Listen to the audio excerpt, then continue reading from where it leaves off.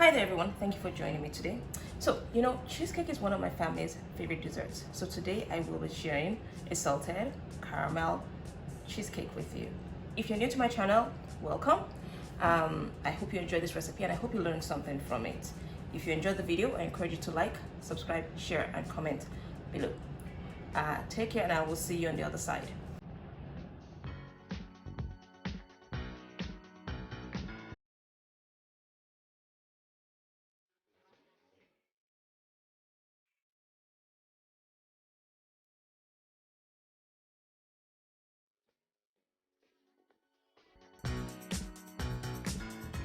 We'll start with 1.5 pounds or 680 grams of cream cheese at room temperature. We want to mix that thoroughly. Next, we'll take a cup or 198 grams of granulated sugar and 2 tablespoons of cornstarch and combine them together. We want to do that so we can prevent the cornstarch from clumping up in the cream cheese mixture. Once we have that thoroughly mixed in, we'll add that to our cream cheese. There, so that's still creaming, so we'll stop the mixer. And then it's also important that we also scrape down the cream cheese mix, because you don't want any clumps in your cream cheese. You do not want your guests eating lumps of cream cheese. There we go. So we add the cornstarch and sugar mixture in batches. So that's the first batch. So we mix that for a few seconds. And then we'll come back, scrape down the paddle attachment and the mixer and the bowl. Excuse me. There. So you want to mix that all the way to the bottom of the bowl so you can get any stuck pieces of cream cheese from the bottom of the bowl. And then add a second batch of the cornstarch and sugar mixture. You want to mix that thoroughly as well for a few seconds. Here we go. And then you'll see that the cream cheese is becoming a little liquid, so that's because of the sugar that we have in the mixture. So it's looking a little more, it's looking softer. That's the better word to use. And then you want to scrape down again, make sure you get any lumps at the bottom of that bowl. Scrape your paddle attachment. There we go. So you want to really dig in and scrape all of that off before you add the final batch of the cornstarch and sugar mixture. There we go. Good. And then you mix that thoroughly for a few seconds. So about 10 seconds until it's all very well incorporated. Here we go again. Scrape, scrape, scrape, scrape, scrape. Make sure there are no lumps.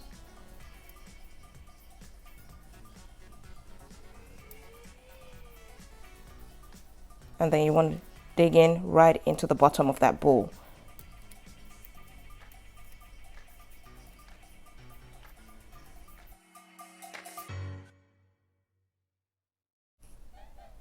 Next, we'll add the sour cream.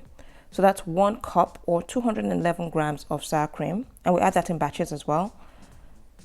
So we'll get that mixed in to the cream cheese mixture. There we go. So you want to mix that thoroughly. And again, you scrape your paddle, and you scrape your bowl before you add the next batch of cream cheese, of sour cream. There we go. So you add your remaining sour cream to the mix.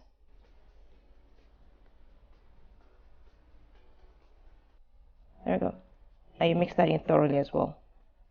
So you could do that for like another 15 seconds. Make sure it's very well incorporated.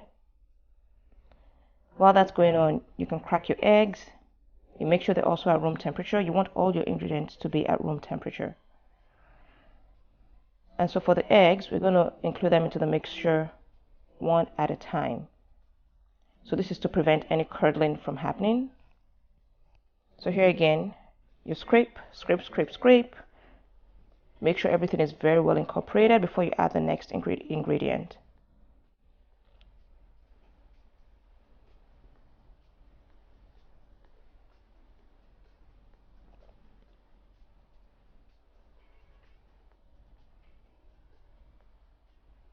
All right, so I think I saw a few lumps there, so I'm just mixing that in thoroughly. Make sure everything is fine and smooth before I add the eggs. Now I'm going to add the eggs one at a time. There we go. So that's the first egg in. So I'll let that mix in for a few seconds until thoroughly incorporated. There we go. I'm going to scrape again. So you have to make sure every time you add an ingredient, you're scraping down your bowl. You want to make sure you don't have any lumps. You don't have anything stuck to the bottom of the bowl. So we'll scrape.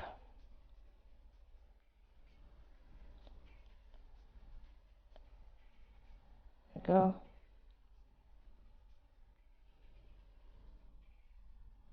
And then we add in the second egg. Oops, look at that. Okay. And then we let that also mix in and get very well incorporated into the mix. Go. We open that up again. We're scraping again. You just keep scraping. And you can see it's looking really nice and silky already. Like we're almost there. Right? And you do not want to mix the eggs too much. So you don't incorporate too much air into your cheesecake mixture. Right? So there, that's the third egg, third and last egg. You can let that also mix in thoroughly.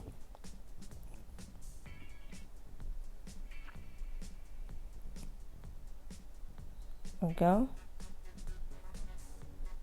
And then we add the vanilla extract. So you make sure that's pure vanilla extract, so you can get the best flavor out of your cheesecake. You mix that in thoroughly.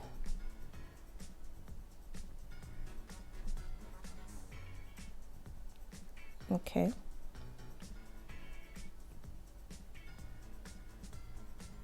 And here again, we're going to scrape down everything. It's looking beautiful. The mixture is looking silky. It's looking like it's ready.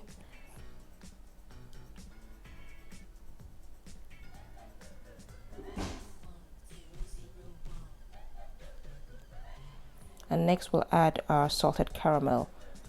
So if you need the recipe for the salted caramel, make sure you check out my salted caramel sauce recipe. That's what I'm using for this salted caramel cheesecake. So what you'll need is about half a cup of the salted caramel sauce, and you want to mix that into your cheesecake mix.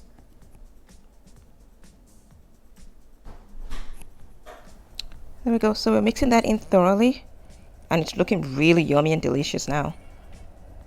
So you just want to mix that until it's all well mixed in. There are no more streaks. And then we'll stop the mixer and check out our batter.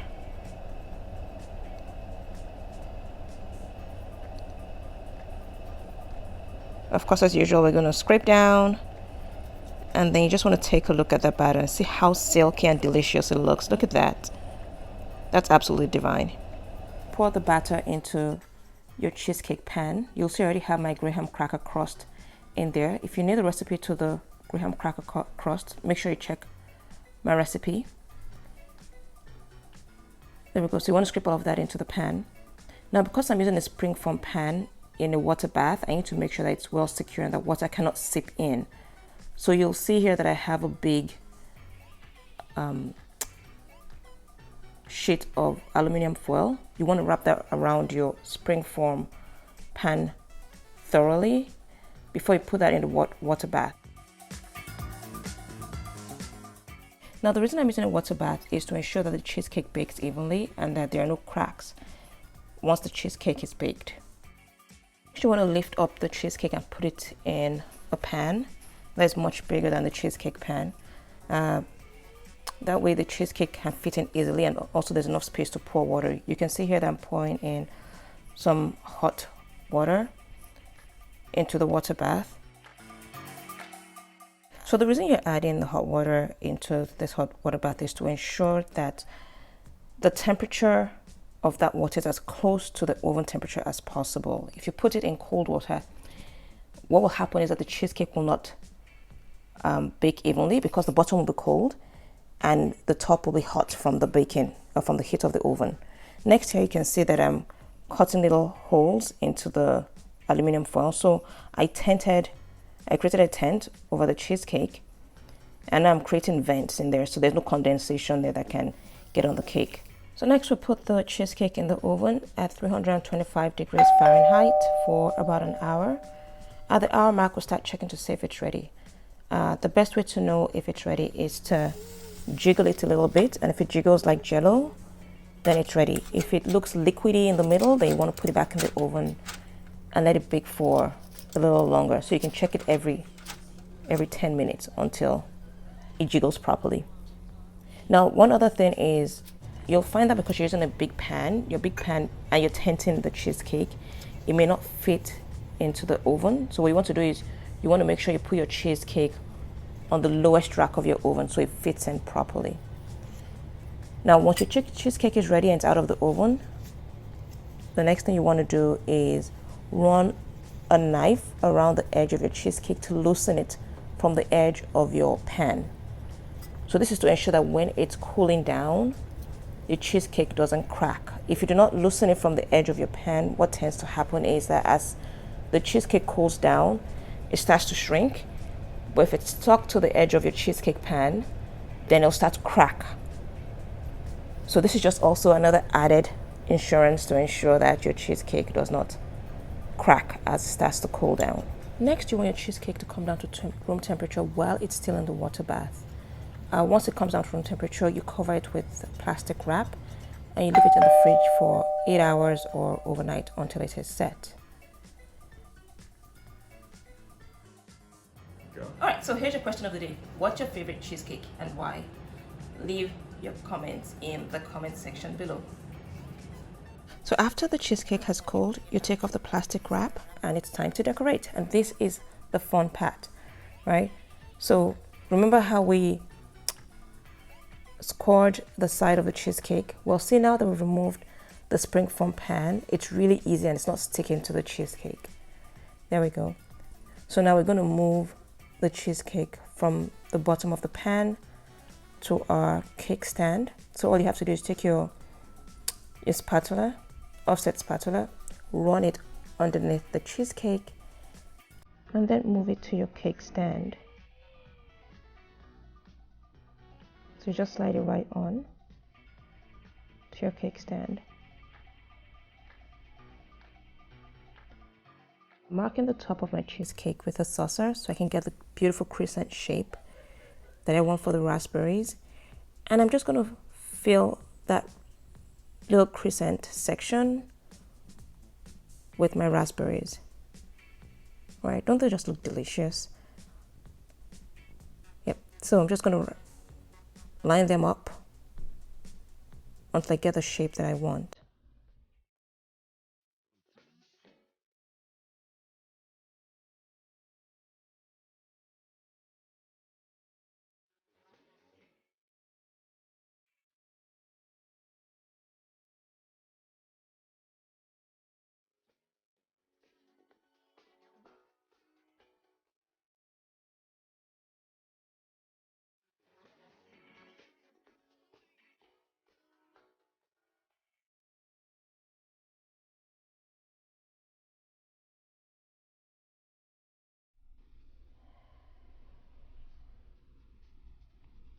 Yeah, that little guy here there is refusing to stay on the cake, so I'm just going to leave him there.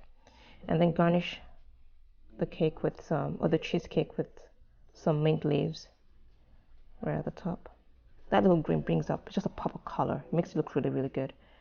Now I'm going to drizzle some caramel. Again, if you need the recipe for the salted caramel, I have the recipe right up there.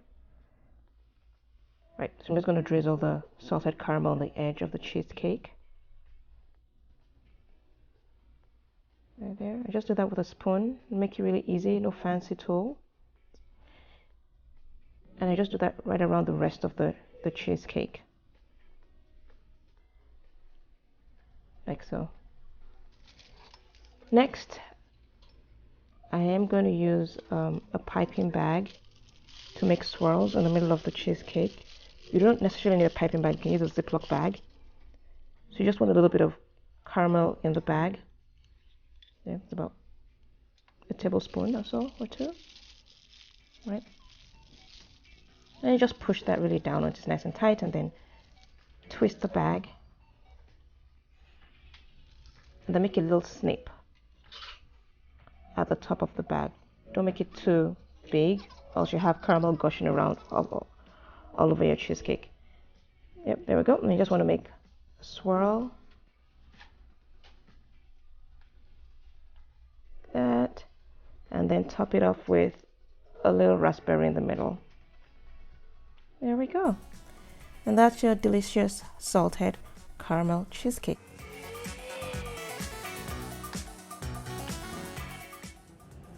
Alright, welcome back. I hope you enjoyed the video. If you did, I encourage you to like, comment, subscribe. I hope you enjoy the rest of your week, and I will see you next time. Take care now. Bye.